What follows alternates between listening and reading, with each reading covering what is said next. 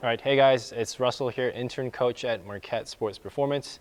Today I'm going to be showing you some Taekwondo-inspired muscle activation techniques for like the lower body. I did Taekwondo as a kid, so these movements sort of really, we just did them as a kid. But now sort of looking back, I feel like we can apply it in like the sports performance world, get some activation before you go into your workouts. So I'm going to be demoing some of the kicks or like some of the movements, and then Kobe's going to also like demonstrate with the use of racks as a support. So we're going to be highlighting 3 different kicks today. It's going to be the front kick, the roundhouse kick, and the side kick. So note that we're not snapping any of the kicks today. We're just going to go through the range of motion of the kicks just to get activation on all the major muscle groups. We're going to have your abductors, your plantar flexors, your dorsiflexors, your hip flexors. We're going to activate all that stuff. So the first kick is going to be the front kick. So I'm going to demonstrate it first. We're going to start off with what I'm going to call chambering. So basically just raising your knee. This is called the chambering of the kick. And then from here, we want to pay attention to the ankle position. So we have dorsiflexion as well as plantar flexion. Sorry, excuse me. So basically we're going to chamber the kick, extend it out only as high as you want it to be. So we don't have to have your flashy Taekwondo kicks. Just have it here, chambered, out, and back in. So the 2 different types is we're going to have toes pointed, which is going to be our plantar flexed, and then toes towards you, your dorsiflex. So that's all we're going to do. Chamber, out, and back in. So Kobe now is going to demonstrate. So you can do it either without support of the rack. So we're going to first chamber either leg, fully extend, and then back in. Try it again with toes pointed down. There we go. Fully extend, back in. Simple as that.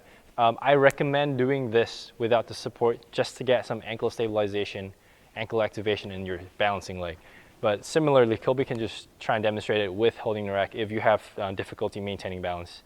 So again, only as high as you're willing to go. None of that flashy snap kicks. You're just going to extend and come back in.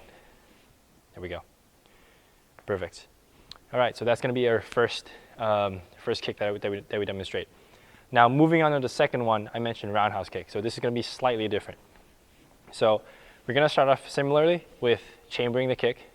But now with the roundhouse kick, what we want to do is we want to put it 45 degrees from our body. Instead of here, we're going to do 45 degrees. And now an additional step is going to be an internal rotation at the femur. So it's basically this. So bringing that foot up. Again, you don't have to be all the way up here and try and internally rotate. As comfortable as you want it to be.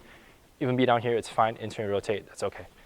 So for just demo purposes, I'm going to have it up here, 45, internally rotate, and then again with the ankle either pointing towards you, dorsiflex or plantar flex, extend, come back in. Basically that's it. So now Kobe's going to demonstrate same movement. He's going to chamber the kick, internally rotate, he's going to fully extend. There we go. And once more with plantar flex. Yep, so that, internally rotate, extend. There we go. Simple as that. We wanted to try and do it like 4 to 6 times per side just to get the muscles going. You're definitely going to feel it. If you're doing it for the first time, definitely going to feel it in your glutes, your glute med. Just because you're going to have trouble, like, not say trouble, you're going to have a good time trying to hold your leg up here for like extended periods of time. Let's try and demo it again. Once more the roundhouse kick with aid of like the racks. So holding onto the rack, same thing. We're gonna chamber, internally rotate, and fully extend, and back in. Do it once more with plantar flexion, internally rotate, and extend. Simple as that.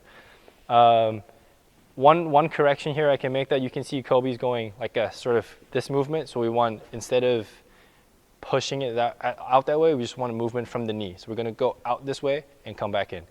That pushing movement we're gonna reserve for the next kick. It's gonna be the side kick. So I'm going to jump straight into that one. I'm going to be right here because I don't want to have to kick Kobe. So again, very similar to the other kicks I demonstrated. I'm going to start with the chamber. And with the roundhouse, we've got 45. With the side kick, we want to kick that way. So we wouldn't have to open the hips up to the 45. So we're going to chamber, and we're going to internally rotate here. And then the kick's going that way, and that's your side kick. Again, ankle position is very important to get both your dorsiflexors and your plantar flexors. So again, once you're chambering the kick, you can go with toes towards you or toes away from you. So Kobe's gonna demonstrate that, and I'm gonna have him hold onto the rack so I can point out different things as he goes through the progressions. So first off, again, with the chamber, I'm gonna internally rotate here. He's gonna extend his kick out. So again, we don't want crazy height because earlier Kobe started cramping in his glute med. So we're gonna have it about here. Again, ankle position, very important. You can have your toes pointed downwards, and plantar flex, or dorsiflexed. Again, this is just to activate different muscle groups in the leg. All right, go ahead and relax. So again, go through all these movements, your front, roundhouse, and side kick, 4 to 6 reps, and then you should be good to go. All right, thanks, Kobe. Thanks, guys.